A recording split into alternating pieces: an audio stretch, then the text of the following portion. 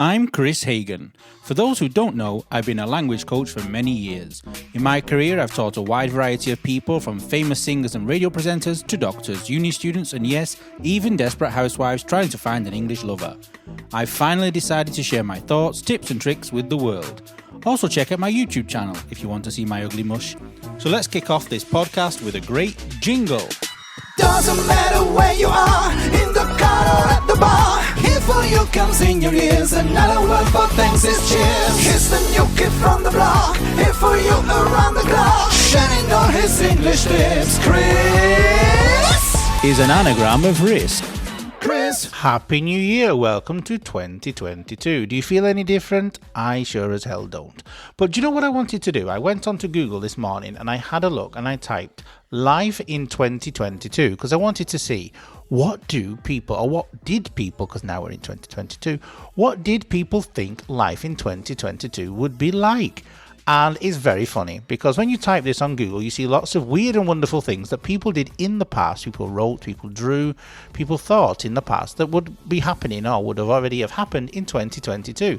And they didn't. For example, an Italian cartoonist in, 1962, in an Italian magazine, drew a drawing, of what he thought the world would look like in 2022. And he drew pictures of people in individual bubbles with like a tiny little go-kart inside it, let's say, but they're stood up. So these people are stood up in like a test tube. You know what a test tube is? Turn it upside down, put some wheels on the bottom of it with a little engine, and that is what he thought people would be driving around in 2022. Well, there are some small cars, like a Smart, for example, but I've never seen any bubbles with wheels yet. So it's very funny. So go and have a look, type life in 2022 and see what comes up on your Google search. Now, apart from that, we all know that this COVID thing is not going away anytime soon, and I hope everybody's okay. Everybody had a good time over Christmas, if you celebrate it, New Year, and you followed all the rules and regulations. You wore your masks, you did everything you're supposed to do, you did your vaccinations, things like that. Okay, now it's 2022, so let's try and think of a year ahead that's positive and try and make everybody love each other again. Because last year, the end of 2021, there were people who hate each other because I'm no vax, I'm no green pass this. People fighting for no reason. Well, not actually for no reason, for a very valid reason. But this brings together a lot of animosity between people, and it's not nice. So please just follow the rules and think about other people instead of thinking about yourself for once. And something that I saw over the Christmas period, which I think is quite funny, let's say, it said, I'm not going to send a Christmas present to a no-vax person because they won't open it because they don't know what's going to be inside it. I should have remembered that when I did my Christmas shopping. So 2022, let's hope it's going to be a lot more positive than last year. And I beg you to fix it. So not only in 2022 do I want you to fix the community and society and make everybody love each other again, I want you to fix something which is quite irritating when an English person hears people say it. Now, in other languages, this might be okay. You might use this because you've taken it from English and you're using it in your language. But remember, in English, it's not correct. No stop doesn't exist in English. No-stop. No stop doesn't exist in English. In English, it is non-stop, which means continuous. It never ends. It continues forever and ever and ever. Non-stop. N-O-N-stop. Not no-stop, non-stop. For example, you can say it's a non-stop flight. Well, obviously it stops at one point when you're at your destination, but it means on the way there are no stops or pauses or breaks or anything like this. It's something which continues continuously, obviously until the end, okay? But life, for example, is non-stop because hopefully it continues forever and ever and ever. So remember, not no-stop, non-stop. Give me a Y. Oh, wait, why? Because it's the first letter of her name. Okay. Give me a Y. Y. Give me a V. V. Give me a O.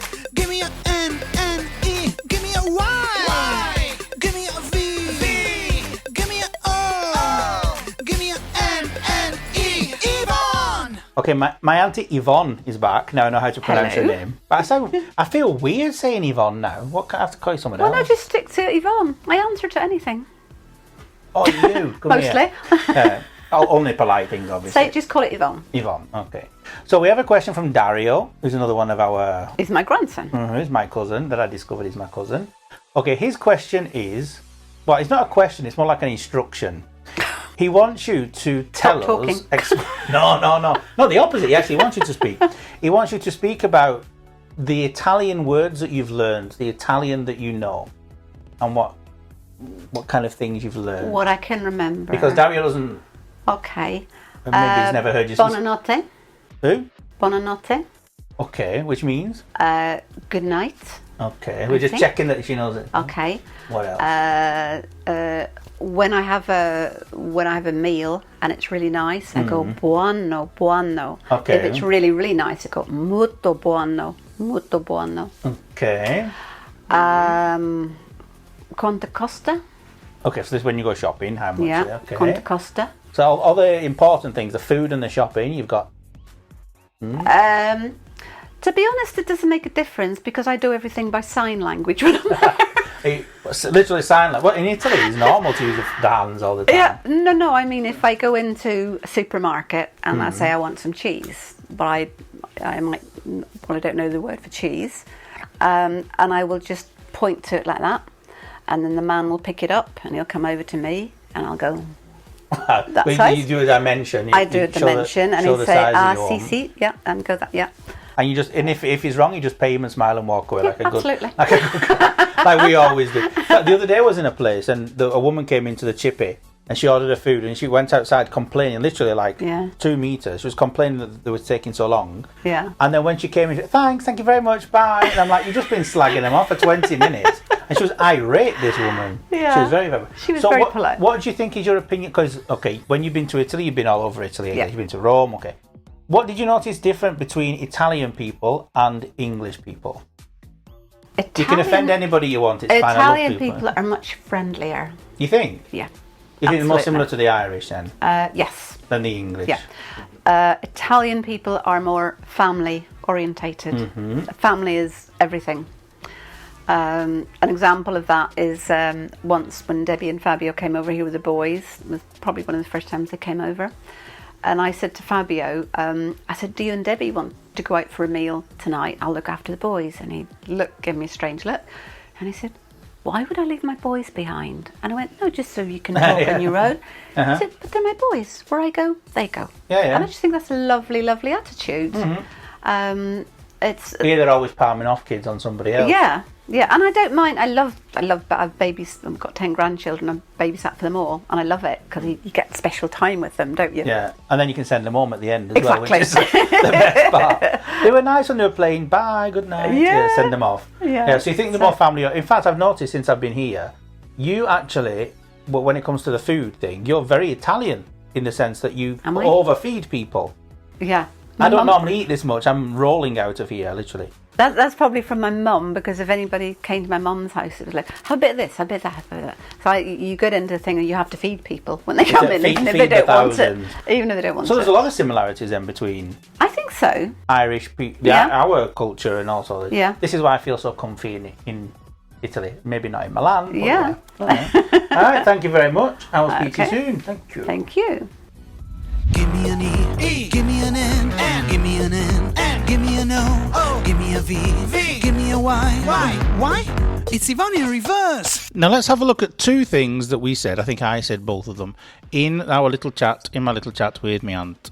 Use me, say me any way you want me. You got the power to use me right. Okay, the first thing that I said during my chat with my aunt there was to slag off. She was slagging them off. The woman outside the chippy was slagging them off. To slag off is very informal, okay, but we do use it. It's not something that people don't use. We use it. And it means to criticise someone in quite a strong, abusive, insulting way. So I said she was slagging them off. She was criticising them in a very strong way because they were taking too long. And the second thing that we said was palming them off. Okay, when my aunt was talking about Fabio, who is the father of Matteo and Dario, the husband of Debbie, who you've heard in the podcast. He said, why would I leave my kids at home instead of taking them with me? And I said, yeah, in England, we're always palming off our kids. Okay, if you palm off something on somebody, it basically means you're trying to get rid of it. So you can palm something off on somebody or palm off something on somebody. Palm off your kids on somebody or palm your kids off on somebody. It means to get rid of them by giving them to somebody else. So these are two things you could try and use this week, to slag off and to palm off. For those of you out there who don't know how to spell them, SLAG and then off, and palm, like the palm of your hand, PALM, palm off. Just a bit of adverts. Want to sound more native? Then Say It Right is the course for you. Our course teaches you all the things you didn't know existed, which will make you sound just like a native speaker. Get in touch for more details at info@chrishagan.com or go directly to our shop, www.chrishaganshop.com. Yes, even you can sound native. I just want to take this opportunity to say thank you to everybody who bought the book, Say It Right, which is available on Amazon and also from the publisher, and also Learn with Leo, because I know many people bought it for their nephews, nieces, grandkids, etc. It would have been very interesting to see people's houses on Christmas Day, everybody speaking in 12 languages with their kids. Fantastic, absolutely brilliant. Thank you very much, and remember, these books are not only for Christmas, they're for all year. Like a puppy. A puppy is not just for Christmas, it's for all year round. So now is the last time I'm going to say Happy New Year, because I've said it enough times. The only thing left I can say is jingle. See you next week. Doesn't matter where you are, in the car or at the bar. Here for you comes in your ears, another word for thanks is cheers. Here's the new kid from the block, here for you around the clock. Shining on his English lips, Kris is an anagram of risk.